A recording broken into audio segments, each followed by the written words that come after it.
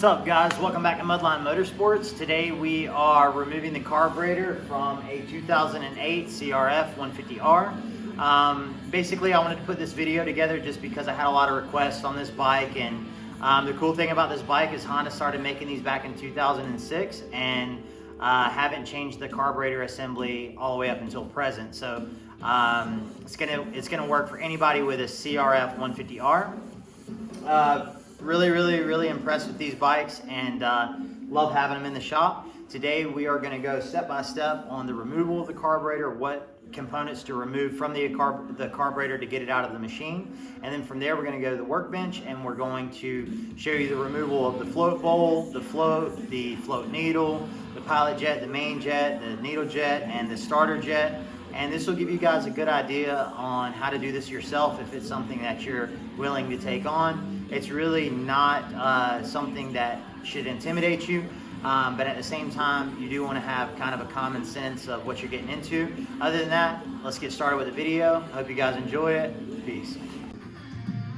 All right, guys, so you'll have to excuse the bike. It's pretty dirty. I did clean off the area that I'm going to be working on, so that's always a good idea, but getting right to it. So the gas tank will be on the bike, of course, when you start this process, and then the gas line will be tied into the carburetor. You're just going to remove the clamp that holds the gas line, and then you can either take it off the petcock or you can take it off the carburetor. I just take it off the carburetor and then remove the whole gas tank and sit it somewhere. And then from there, you're going to have your hot start cable that has to be removed, and then your throttle position sensor actually runs up into this female receiver up that's mounted to the frame. So that'll plug in here and it'll run down into your carburetor, and we're going to go into more depth on that. On the right side, you're going to have your throttle cover, and then behind the throttle cover you'll see that you have the upper and lower throttle cables. I put some tape around this one just to remember that that's the top, but usually what you're going to do is just after you remove the cover, you're just going to break these loose with a 10mm wrench. Once you loosen up these, it'll run this bolt, this nut back, and then it'll loosen up the tension, and you can take a pair of needle nose pliers and remove your upper and lower throttle cables. And that's really it. After you break these clamps loose, this one and this one on your intake boot and then your rear boot here, it's just a Phillips head screwdriver. You just loosen that up and then you'll be able to wiggle the carb out. But let's go to the workbench and take a look at everything in a little bit more detail. All right, so starting off with the right side of the bike, this is going to be what's behind the throttle cover. So it's basically gonna look just like that.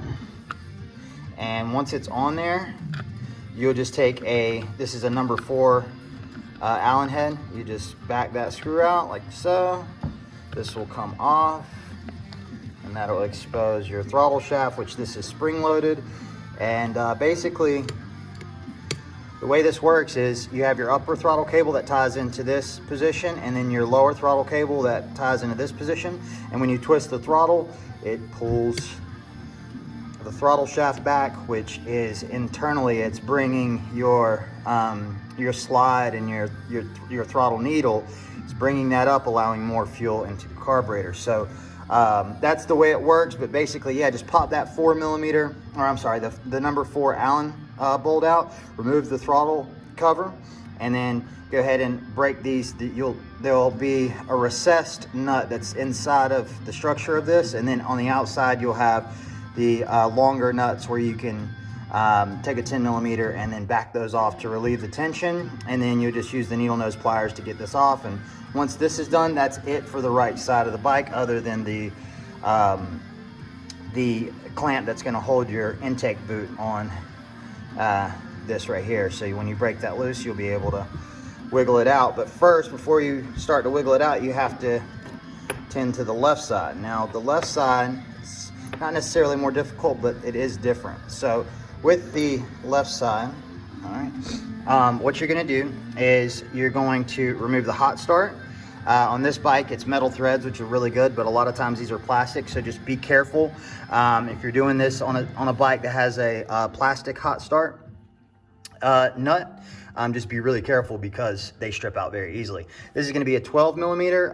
It's a very tight fit, so if you need to, just grab a pair of like longer channel locks or something where you can get in there and break it loose, and then you should be able to work it out with your hand. So after the hot start's pulled off, you have your fuel line pulled off, of course. So gas tank will be on the bike once you take the gas tank off. I just remove the gas line from the carburetor and then just pull the whole gas tank off and set it somewhere, and then that's it, except for the throttle position sensor. So here's your throttle position sensor, and here is the male connector that goes up into the receiver that I showed you on the bike. These can be a pain to get out. A very small flathead screwdriver is going to be your best friend with those.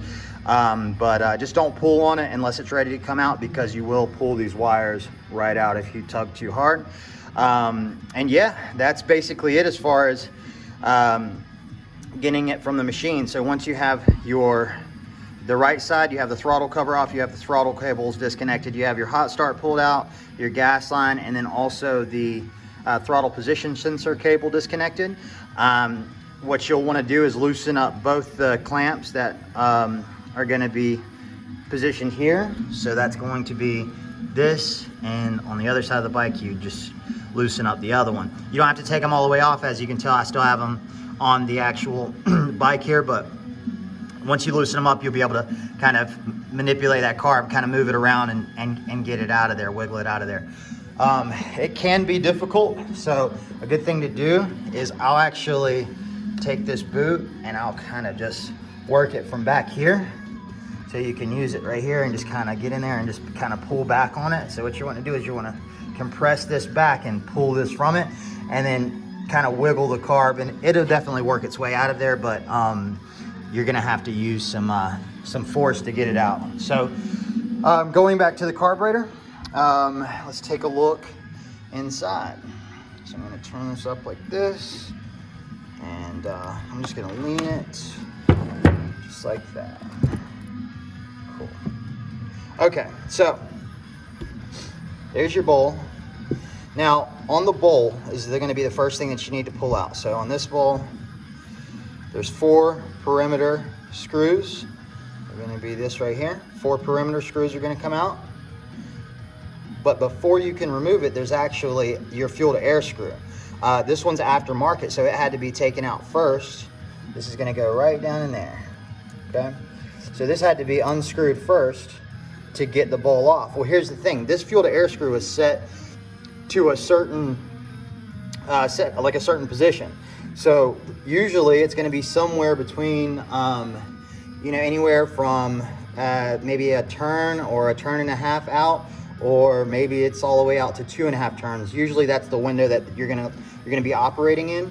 If not, then you need to, you probably need to work on your jetting a little bit. But that's the most common ranges, is anywhere from maybe 3/4 of a turn all the way out to about 2.5, somewhere there. So what you want to do is you want to actually drive it all the way in. So let's say that it's in there, right? And let's say that we drive it, we're going to count the turns. So it would be like half a turn, whole turn, then maybe it's like 1 1/4 and it stops. Well, you want to make sure that you take note of how far this was, how far out it was. So just make sure that you count that before you totally remove it. But once you're got an idea of how far out it was, then you can just simply take it out. And if you don't count it and you just remove it, that's fine. A good place to start whenever you put it back together would be screw it all the way in and then come out about a turn and a half on the fuel to air screw. It's also known as the pilot screw. Okay, so let's see here. Going in, so this is what you're looking at. You're gonna have your pilot jet, which actually no, this is your starter jet, which it's already pulled out. Your pilot jet is the one right here. So looking at it from the side, it's the tallest part of this carburetor. So your pilot jet will go down in there, your starter jet will go down in there, and then your needle jet and then main jet will be going over this throttle needle. You can see it sticking out there. And then your float needle goes down in there. Your float sits, of course, in these 2 pockets right here. And then there's gonna be a float pin that goes through here. So let me show you those pieces.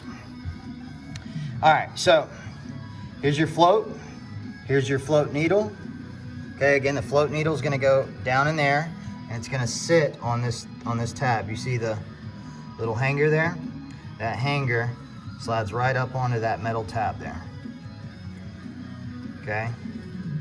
If I had more hands, I would be able to show you a lot, like, you know, put it on there for you and everything, but basically it's very common sense here. You just, the hanger slides on the metal tab that hangs low, and it is in a certain position, so you don't want to mess with this tab here. You don't want to bend it up or pull it down unless you're actually intending to. So don't touch that, just simply slide the hanger up onto that metal tab there, and then this sits right in here like so.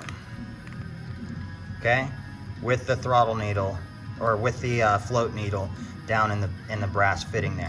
And then from there you'll have your pin, and your pin just slides right through there like so. And sometimes these are really easy to get out, other times you got to be a little forceful. Just be careful, you don't want to break these towers here, because they will snap. So just kind of be careful. Make sure you're using the right size punch or tool when removing the pin. So now the bowl's out, or the bowl's off, your float's out, your float pin's out, and your float jet's out, okay? Or float needle's out. From there, you are going to take out your starter jet, your main jet, your needle jet, and then also the pilot jet, and that's these right here. So your needle jet will be in the center, like so. On top of that, you'll have your main jet. Okay, it's just resting in there. And then your pilot jet's gonna be down in there. That's the pilot jet. This is usually the culprit. It's usually always the one that's clogged. And then here's your starter jet. It's gonna rest just like that in there. Okay, so starter, needle, main, and pilot. Just 4 jets in this carburetor. All right, so there are other components on the carburetor that you might want to consider to clean out as well, like your accelerator pump and you know, just the other vacuum ports and everything. You want to clean that entire carburetor out, but this is the basics of it, and usually it's always this pilot jet that's going to give you issues, especially if you're experiencing issues at a quarter throttle or less. So another thing to note is whenever you remove the bowl, you are going to have your gasket there. This gasket, it's careful. You got to be careful not to hit this with like carburetor cleaner or parts cleaner, because it will want to warp and swell. So just remove this completely. It just pulls right out. Very simple, but just kind of set it to the side so you don't hit it with any type of parts cleaner or carb cleaner, because it will not fit back in there perfectly. There is a trick to bring it back. You can simply just, if you do hit it with carburetor cleaner, just put it in a cup of water and let it sit for 20-30 minutes, and it will kind of take back its normal shape. But it's better not to hit it at all with any type of cleaner, this little black gasket around there. Other than that, you're going to put the carburetor back together just like you took it apart, and you're going to put it back on the machine just as you removed it from the machine. Just the one thing, again, is this fuel to air screw. If you lose count or you miss your setting or whatever, or you're in a hurry and you just take it out, a good place to start is like a 1.5 turns out, or maybe 1.25 turns out. And then you can just kind of fine tune it from there once you get it back on the bike. But yeah, basically that's the whole deal.